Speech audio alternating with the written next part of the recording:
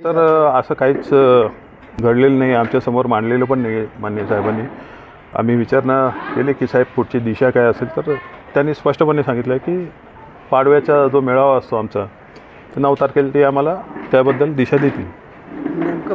मान्य राजसाहेब काय बोलतील हे आमच्या शर्मिला वहिनी पण सांगू शकत नाही, त्यामुळे आम्ही काय सांगणार. त्यामुळे त्यांना जे काय बोलायचं आहे ती एक गॅरंटी आम्हाला की ते महाराष्ट्र हिताचं बोलतील, मराठी माणसाच्या हिताचं बोलतील आणि ते सर्व महाराष्ट्राला कळेल त्या दिवशी. तुम्ही शुभेच्छा देणार का? नाही नाही, आम्ही बघा आता सध्या इथे आमचा उमेदवार नाही आहे. मान्य राजसाहेबांचे काय करायचं ते आदेश नाही आहेत, त्यामुळे इथे कोणाच्या पाठी जायचं किंवा काय जायचं अजून ते आमचं काय ठरलेलं नाही. परंतु एक नक्की की ज्यांनी आमच्या पक्षाशी गद्दारी केली त्या गद्दारांना आम्ही तरी मदत करणार नाही.